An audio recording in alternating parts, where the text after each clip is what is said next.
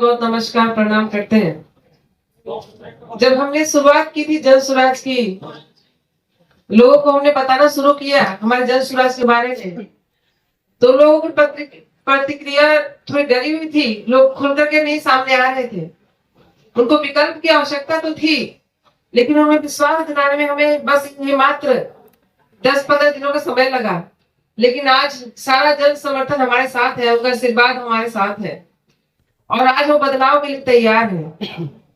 अभी भी बहुत ऐसा जगह है जहाँ पे दबी हुई है उनकी आवाज, जो अभी खुल करके सामने नहीं आ रहे हैं, लेकिन मन में उनका बदलाव की पूरी भावना है और हमें उम्मीद है कि इस बार तरारी बदल कर रहेगी, तरारी बदल कर दिखाएगी इस बार। और चूंकि मैं अपने मतदाताओं से भी कुछ करना चाहती हूँ, तो मुझे अपने मतदाताओं तरारी विधानसभा क्षेत्र के सभी निवासियों से अनुरोध है कि इस बार जब भी मतदान करने जाएं, तो सिर्फ इस बार अपना वोट ना समझे, बल्कि अपने बच्चे का भविष्य के बारे में सोच करके तब वोट करें, ताकि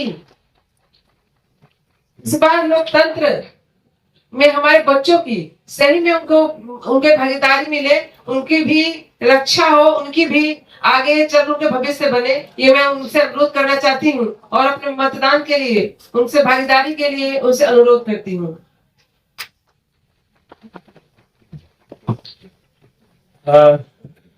हमें आपके प्रश्नों का इंतजार। बहुत धन्यवाद। जिस तरह से मुस्लिम वोट बैंक में जो है कैंप ज्यादा चल रहा था जनस्वराज का, उसको देखते हुए माले और राजद के द्वारा जो है अब्दुल बारी सिद्दीकी और तमाम मुस्लिम नेताओं को जो है लाया गया। इस पर आप लोग क्या सोचते हैं, किस तरह से वोट बैंक टूट जाएगा? मुस्लिम समुदाय को अब विश्वास हो गया है कि पिछले 40-50 सालों से उनको केवल ठगा जाता रहा है। इन 4 विधानसभा के उपचुनाव में भी किसी पार्टी की इतनी हिम्मत नहीं हुई कि एक भी मुस्लिम उम्मीदवार वो खड़ी कर सके, सिवाय जन स्वराज पार्टी के। तो मुस्लिम समुदाय चाहे किसी जगह हो, चाहे वो तरारी में हो, रामगढ़ में हो, इमामगंज में हो या बेलागंज में हो, उनको पता चल गया है कि अगर उनकी चिंता कोई करता है तो वो केवल जन स्वराज पार्टी करती है। माले या कोई और पार्टी जिसका आपने नाम लिया, वो चाहे कुछ भी कर लें, हमारे मुस्लिम भाइयों को और बहनों को वो बरगला नहीं सकते इस बार। ये हमारा पूरा यकीन है। सोशल मीडिया पर एक वीडियो हम लोग देख रहे हैं कि बीजेपी के जो प्रत्याशी हैं आपके कैंप में आए हुए हैं गाड़ी से, और क्या बातें हुई? क्या बातें नहीं, वो क्या बेचारा, देखिए छोटे बच्चे हैं, उनको भी क्षेत्र का ज्ञान है नहीं, तो कहाँ से कहाँ चले जा रहे हैं कुछ समझ में नहीं आ रहा है। तो हमें लगता था इतना तो पढ़े लिखे शायद होंगे कि नाम पढ़ सकते थे, लेकिन शायद किसी कारण मिस कर गए, तो गलती से वो अंदर आ गए थे, तो उसके बाद वो निकल गए। बच्चे हैं, क्षेत्र का भी ज्ञान नहीं है, क्षेत्र में घूमे नहीं है, जानते नहीं है, तो यही होगा ना। तो इसकी गलती है, इससे कोई हम लोग बुरा नहीं माने, कोई बात नहीं। उन लोगों का कहना है वोटर्स को खोजने के लिए अपने आए हुए थे, मतदाताओं को खोजने के लिए अपने जो है। नहीं तो वही, अब देखिए क्षेत्र का इतना ही ज्ञान नहीं है तो क्या किया जाए कि आप जन स्वराज के ऑफिस में आ जाते हैं, तो ये तो अब उनके मतदाता करने वाले भी समझ जाएंगे कि भाई कौन खड़ा इलेक्शन में, जिसको अपना क्षेत्र ही नहीं पता, जिसको ये भी नहीं पता कि मेरे मतदाता कहाँ रहते हैं और उनको कहाँ जाना है वोट मांगने। आनंद जी, आपने 4 सीटों में 1 सीट दिया है मुस्लिम उम्मीदवार को। 18% करीब मुसलमान यहाँ पे बिहार में। प्रशांत जी ने भी कहा भी है कि 40 सीटें हम उनके लिए, जिसकी जितनी हिस्सेदारी। तो क्या आप मानते हैं कि ये कोशिश प्रशांत किशोर ने की है विश्वास जगाने की मुसलमानों में कि ना हम एकदम जो कहते हैं वो नहीं है? देखिए हम लोग आज बात ज्यादा तरारी का करेंगे, लेकिन क्योंकि आपने प्रश्न उठा दिया तो 18% मतलब कहने मतलब अगर बिहार 5 भाइयों का बना है तो उसमें से 1 भाई अपने मुस्लिम भी है। तो हमेशा लोग ऐसा करते हैं जैसे कि उनके लिए हम कुछ गिफ्ट दे रहे हैं, ऐसा तो है नहीं भाई। अब घर में 5 लड़के हैं तो एक को जिम्मेदारी लेना पड़ेगा ना, 4 ही चलाएंगे। तो हम लोग उनको ये कह रहे हैं कि आप जिम्मेदारी लीजिए, आप भागीदारी लीजिए, बिहार आपका भी है, आप कैसे पीछे बैठे रहेंगे। तो उस हिसाब से हमारा इन्वॉल्वमेंट है। जो सो कॉल्ड मुस्लिम कम्युनिटी की आप बात करते हैं, इसको अलग से ना देखा जाए, इसको एक जिम्मेदारी लेने और देने वाली बात तक देखा जाए। फरारी के बारे में हम लोग ज्यादा बात करें आज। सर, जैसे कि बिहार में अक्सर देखा गया है चुनावों में जातिवाद को लेकर, तरारी में भी हुआ है, पहले भी हुआ है। इस बार की राजनीति कहाँ होगी? नहीं देखिए, अब की बार तो हमें पूरी कहीं पे हम जो इतने दिन से कैंपेन कर रहे हैं, हम तो काफी खुद भी एक्टिव रहे जमीन पे। जात वाला बात हमको दिखा नहीं। हाँ, जो आप कह रहे हैं, अभी जो पूरा का पूरा तरारी है वो समझ गया कि इतने साल से जो दुर्गति है, आप यहाँ गांव में चले जाइए, आप घुस नहीं सकते उस गांव में, है ना। आपकी गाड़ी तो थोड़े पैदल घुसने में आप फिसल के गिर जाएंगे। तो ऐसी जगहों पे लोग अब जन स्वराज जो मुहिम लेके आया है कि बच्चों की पढ़ाई का, बुजुर्गों की दवाई का, युवाओं की कमाई का, और सारे जितने तकलीफ में फंसे भाई है सबकी दवाई का, तो मुद्दा ही जात से उठकर है। तो अब की बार तरारी ये जात का जो डेफिनेशन है ब्रेक करता हुआ आपको नजर आएगा, वो भी जन स्वराज के नेतृत्व में। जैसा कि अध्यक्ष महोदय, सर आज रैली था तो हर जगह तरारी विधानसभा में घूमे, अभी आप अपने जो रैली में घूमे तो आपका पोजीशन क्या दिखा, किस पोजीशन पर आप हैं इस चुनाव में?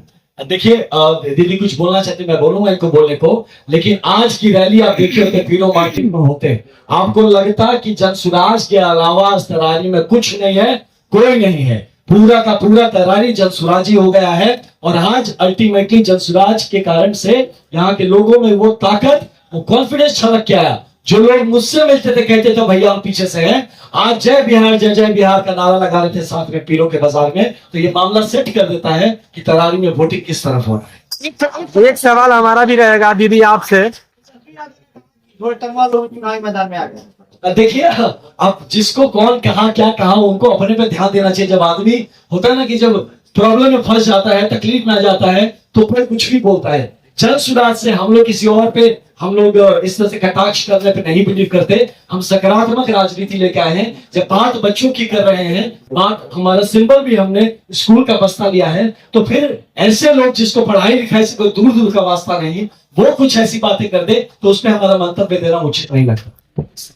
आनंद जी, जहाँ पे बीजेपी जो है माले के जो जितने प्रत्याशी हैं वो कह रहे हैं सामंती विचारधारा बनाम गरीब की लड़ाई है, बीजेपी जहाँ विकास की बात कर रही है, तो क्या लग रहा है जन स्वराज इस बार जो शिक्षा और रोजगार का मुद्दा लेके आया है तरारी विधानसभा क्षेत्र चुनाव में, हाँ। कितना कारगर हो पाएगा? आप ये देखिए, बात कर रहे हैं, हम लोग यहाँ काम करने आए हैं, लोग यहाँ राजनीति कर रहे हैं।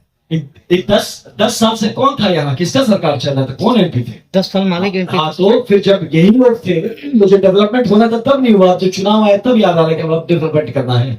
एक और बात, आपने माले के बारे में कहा और बीजे के बारे में कहा। माले को ये भी समझ में आ गया है, और हमने उनसे बात भी की है कई जगहों पे, कि उन्होंने जो पिछले 30-40 सालों में किया, वो अपनी जगह एक सही आवाज उठाई, जिसमें दबे कुचलों को उन्होंने एक आवाज दी, उनके मुंह में आवाज दी।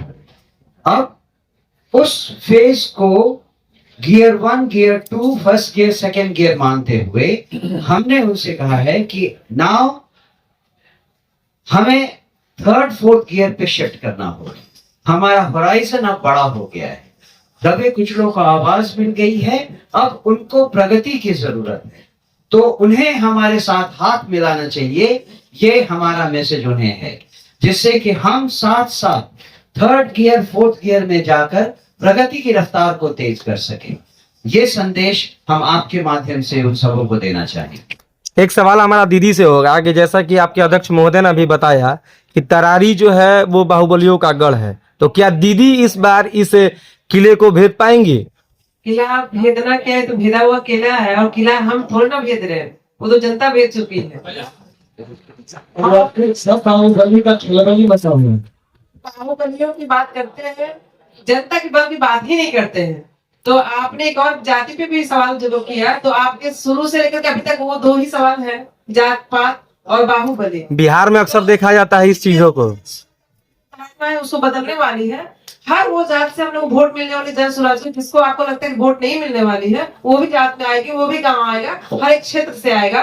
और रहा बात आपने जो कहा बाहुबलियों का, तो आप समझ नहीं पा रहे हैं, जब जनता का बल जब दिखता है ना, तो बाहुबली कोई नहीं टिकता है। एक चीज हम जोड़ना चाहेंगे कि अब बाहुबली पे ना जाए, जब जिनमें सब खुद हम खुद यहाँ पे हैं, तो ये सब बहुत बाहुबली और ये सब बली भली देख चुके हैं हम लोग, तो ये सब का छोड़ देते हैं। अब एक हम गांव में गए, तो आप समझिए इस बात को, जनता में कह रहे हैं, ए भैया तू हमरा के बच्चा ही बा। जब पहले हो रहा था तो कोई एक जन आते थे, 10 को राइफल लेके आता था उनको बचाने, हम बोले यही तो आप लोग का समझदारी में कमी है, आप समझ नहीं रहे हैं कि माहौल ऐसा खराब कर दिया वो लोग की राइफल निकालना पड़ रहा है। वही माहौल सुधारने आए हैं कि वह हमको क्या किसी को राइफल लेके नहीं आना पड़ेगा, माहौल गंदा नहीं होगा, क्यों किसी को राइफल लेके आना पड़ेगा भाई? ये किस तरह का माहौल चल रहा है? ये पूरा माहौल को बेहतर करने के लिए सारा जितना सबका पूरा फोकस है वो हम लाना चाहते शिक्षा के ऊपर, वो लाना चाहते रोजगार के ऊपर और बच्चों के बेहतर भविष्य के ऊपर। तो ये बाहुबली और ये जो डेफिनेशन है, आप देखिए अभी आने वाले 25 के चुनाव तक इसको जन स्वराज ये डेफिनेशन ही खत्म हो जाएगा। इन मुद्दों पे चुनाव लड़ा ही नहीं जाएगा। मुद्दे होंगे अब विकास के, मुद्दे होंगे पढ़ाई के, मुद्दे होंगे बच्चों के भविष्य। लेकिन आनंद जी, आज आपने जो रोड शो किया, जो दंगा आपने एकदम लंबा चौड़ा करीब 100-150 गाड़ियां और बड़ा काफिला, ये आपने अपनी तरारी के लोगों को ताकत दिखाने की एक कोशिश की या मुख्य मुद्दे को समझाने की? और ये देखिए क्या है कि जब आज अंतिम दिन था, हमारे तो जो कैंडिडेट के साथ इतने सारे लोग घूम रहे हैं, हम लोग के साथ लोग सपोर्ट में आए हैं, उन सबका इच्छा होता है ना कि भैया हम लोग एक दिन साथ में मिलकर कैंपेनिंग करना चाहते हैं। तो सारे लोग जब साथ मिल गए तो इतना लंबा काफिला बनेगा हम भी नहीं सोचे थे। ये हम लोग बहुत प्लानिंग करके गाड़ी नहीं जोड़े थे, बस सबका था भैया हम भी आएंगे, भैया हम भी जुड़ेंगे, हम भी जुड़ेंगे। एक एक करके लोग जुड़ते गए और काफिला इतना बड़ा हो गया कि लोग उसको शक्ति प्रदर्शन हम गाड़ी से थोड़े करेंगे, शक्ति प्रदर्शन दीदी करेंगी विधानसभा में। जाने दीजिए और देखिए विधानसभा में जाके यहाँ के मुद्दे उठाएंगी, यहाँ के जितने ये पिछड़ेपन के जो इश्यूज है इसको खड़ा शक्ति प्रदर्शन काम करके किया जाता है। गाड़ी और बंदूक दिखा के शक्ति प्रदर्शन होता है, तो जन स्वराज काम करके शक्ति प्रदर्शन करेगा। आज जो आपने देखा ये हमारे कार्यकर्ताओं का प्रेम प्रदर्शन था, ये कोई शक्ति प्रदर्शन नहीं। आनंद जी तक जो आप कैंपेन कर रहे थे, छोटे छोटे 100-50 के समूह में कर रहे थे, और अचानक जो आज आपने दिखाया है तो कहीं ना कहीं तो शक्ति, इसका मतलब कहीं ना कहीं एक एक्स IPS का दिमाग चला है उसमें कि पहले छोटे पुलिस वालों को बुलाते हैं, फिर भाई अचानक डंडा चालू। नहीं, यहाँ कुछ एक्स IPS की बात नहीं है। यहाँ मैंने बताया आपको कि हमारे सारे लोग एक बार एक टीम बन के कुछ करना चाह रहे थे, साथ जाना चाहते, लेकिन साथ आपको ये भी बता दे कि आज भी सारे लोग नहीं थे, इसमें बहुत सारे लोग अभी भी गांव में काम कर रहे थे, वो अपने लेवल पे अपने गांव में घूम रहे थे। ये ज्यादातर बहुत सारे लोग थे जो कि हमारे एक साथ आके हमने एक साथ आज पूरे विधानसभा में अपना हम जाके अपने लोगों से वोटर से मिले, और दीदी के नेतृत्व में, हमारे अध्यक्ष महोदय इनके नेतृत्व में हम लोगों ने जन स्वराज के लिए और बच्चों के बेहतर भविष्य के लिए वोट मांगा। चुनाव प्रचार खत्म हो गया, तरारी की जनता को आपका क्या संदेश रहेगा? आप स्टार प्रचारक रहे। तरारी की जनता को हमारा यही संदेश रहेगा कि अब किसी तरह के बरगलाने, देखिए प्रचार खत्म हुआ, अब दुष्प्रचार शुरू करेंगे कुछ लोग। इस दुष्प्रचार से बचना है। आज ही कोई आके कहने लगा कि भाई कोई छत्तीसगढ़ की है दीदी, बताइए ये कोई मतलब है? कुछ भी दुष्प्रचार चला रहे हैं। यही बिशनपुरा की लड़की है, यहीं पे शादी हुई है इनकी, यह की बहू है, और यहाँ पे लोग ये दुष्प्रचार चला रहे हैं। तो मेरी जनता से अपील है कि आप अब दिमाग फोड़ दीजिए, अब आप ये भूल भुलावा में मत रहिए। आप कम से कम समझिए कि ये उपचुनाव एक मौका है आपको दिखा देने के लिए, 2025 का पिघल बजा देने के लिए, और जन स्वराज की जो क्षमता है, जन स्वराज की जो बातें हैं उसका परीक्षण कर लेने के लिए। तो सबसे कहेंगे कि अब की बार जो वोट पड़े अपने बच्चों के नाम पड़े, एक तराई और बिहार के बेहतर भविष्य के नाम पे पड़े, और 2025 में बिहार को बनाने का जो संकल्प चला है उसकी शुरुआत के नाम पे पड़े। मनोज सर, एक सवाल आपसे भी है। आप कार्यवाहक अध्यक्ष हैं, 4 विधानसभा उपचुनाव में लड़ाई जन स्वराज लड़ रही है। क्या ये आपकी भी कहीं ना कहीं तरारी से लेकर तमाम जो 4 विधानसभा में उपचुनाव हो रहा है, वहां आपकी भी कहीं अग्नि परीक्षा नहीं है? पार्टी 1 महीने पुरानी है, लेकिन संगठन कम से कम 2 साल या उससे ज्यादा पुराना है। तो पार्टी का कार्यवाहक अध्यक्ष नहीं लड़ता है, उसका संगठन लड़ता है। तो मेरी अग्नि परीक्षा केवल इस उपचुनाव से नहीं, मेरी अग्नि परीक्षा है जो संकल्प लेकर जन स्वराज पार्टी बनी थी, उस संकल्प को पूरा करना। तो जब वो समय आएगा तब हम अग्नि परीक्षा की बात करेंगे, अभी तो शुरुआत है। और दूसरी बात ये भी मैं बताऊंगा कि, और ये संदेश जनता के लिए है तरारी चुनाव क्षेत्र में, आप किरण दीदी को जिता कर देखिए, उसके बाद आपको समझ में आएगा कि पहले के जो प्रत्याशी हुआ करते थे, जिनको एक बार आपने जिता दिया वोट देकर, तो फिर वो कभी आपको अपना चेहरा नहीं दिखाते। ये आप इस बार बदला हुआ पाएंगे। इनके पास केवल 10-11 महीने का समय है, लेकिन वो 10-11 महीने में आपको वो करके दिखाएंगी जो आपने 40 सालों में अभी तक नहीं देखा होगा। ये मैं आपसे वादा करता हूं पार्टी के कार्यवाहक अध्यक्ष होने के नाते। किरण दीदी गांव गांव गई है, तमाम गांव में जहां भी हम लोग गए हैं, सड़कों के किनारे गंदगी बहुत दिखा है। उसका क्या प्लानिंग है आगे, और पिछले सरकार के लिए क्या कहेंगे इस संदर्भ में? ये एक ऐसा सवाल है जो बहुत सारे सवालों के साथ एक साथ देखा जाना चाहिए। इसको हम एक द्वीप की तरह, आइलैंड की तरह सेपरेटली नहीं देख सकते। गांव में विकास का क्या कार्यक्रम होगा और उसके साथ साथ गांव का पूरे विकास में क्या स्थान होगा, ये सब हमारे उस विजन डॉक्यूमेंट में शामिल है, जिसके बारे में आप फरवरी एंड में या मार्च की बिगनिंग में गांधी मैदान में सुनेंगे। तो ये पूरा प्लान है, इसकी चिंता अभी मैं आपसे नहीं करने को कहूंगा, लेकिन जब फरवरी मार्च में इसका अनाउंसमेंट हो तब एक बार आप उसको ठीक से स्टडी कीजिए, उसको पढ़िए, क्योंकि उसमें समय लगेगा, उसको समझने में समय लगेगा, उसकी बारीकियों को जानने में आपको समय लगेगा। एक बार जब आप वो बारीकियां देख लें, फिर आप हमारे पास आइए अपने सवालों को लेकर। और सर के इस बात पे ही एक चीज था जो कि मैं बस आपके मतलब जोड़ना चाहता हूँ। सर ने जो बात कही, इस तरह से हम लोग करेंगे। जो आपने सफाई वाली बात कही ना, तो आपको पता है ना, यहाँ पे हम लोग ने बहुत सारे पीके क्लब स्टार्ट किए हैं, जो हमारे बच्चे जो जगह जगह पे हमारे युवा जुड़े हैं। तो दीदी का ही ये उद्योग है। दीदी से डिस्कशन हुआ था तो इन्होंने कहा था कि ये सबसे पहले इस पे चोट करने वाली है सफाई का। तो ये सारे हम जो लड़के जुड़े हुए हैं, हम खाली कैरम बोर्ड खेलने थोड़ी जुड़े हैं, काम होगा अभी, गली गली में काम होगा। और अब देखिएगा 10 महीना में तरारी इतना साफ हो जाएगा, इतना स्वच्छ हो जाएगा, जो पिछले 10 साल में लोगों नहीं कर पाए। आने वाला अपने विधानसभा के इलेक्शन क्या है? अग्नि परीक्षा मांग लिया सर। ये अग्नि परीक्षा दोनों तरफ की है, हमारे लिए भी एक तरह की परीक्षा है, साथ में जनता के लिए भी परीक्षा भी है और मौका भी है कि आने वाली विधानसभा में आप सही उम्मीदवार को फिर से चुन के भेजे। तो 10 महीना में आप देख लीजिए कि जन सुराज कितना काम करके दिखा सकता है। जो कि हमारा 5 नंबर सीरियल नंबर 5 पे अगर स्कूल के बस्ता जो हमारा चुनावी चिन्ह है, इस पे पड़ता है निशान, इस पे अगर वोट पड़ता है तो आपको दिख जाएगा कि 10 महीना में जन सुराज क्या परफॉर्मेंस कर सकता है। और हमने जो बातें कही हैं, एक एक चीज हमारी जितनी भी कठिनाई है वो सब करने में आपको होते हुए अगले 10 साल में हमें आपको नजर आ जाएगा। एक सवाल दीदी से भी है हमारा, जैसे कि दीदी का नेचर जो है वो अभी तक देखा गया कि महिलाओं के उत्थान के लिए तमाम तरह के आपने योगदान दिए हुए हैं, लेकिन अभी जिस प्रकार से माहौल क्रिएट हुआ है, जो आपके अगेंस्ट में है, वो बोल रहे हैं कि दीदी खरी उतर के नहीं आएंगी। तो आपका क्या संदेश होगा इस बार का चुनाव जो तरारी में होने वाला है 13 तारीख, उसके लिए? जनता का सवाल बिल्कुल नहीं होगा, ये मेरे विरोधियों का सवाल होगा। तो मुझे विरोधियों के उन पे तो मैं कभी खड़ी नहीं उतरूंगी, मैं जनता के उम्मीदों पे खड़ी उतरूंगी। तो जो पूछ रहे हो बड़ा खरा उतर गए हैं। जो पूछ रहे हैं उनकी उम्मीद पे तो मैं बिल्कुल नहीं खड़ा उतरूंगी, क्योंकि उनको लगे कि मैं हार जाऊं, तो ये हो नहीं सकता है। तो भाई जनता चाहती है मैं जीत जाऊं, ताकि वो सारी जनता जीतेगी मेरे साथ साथ। आखिरी सवाल ये होगा, तरारी की जनता से क्या उम्मीद रखती हैं और क्या संदेश रहेगा? अब तो चुनाव प्रचार खत्म हो गया आज, जी, तो क्या कुछ कहेंगी आप?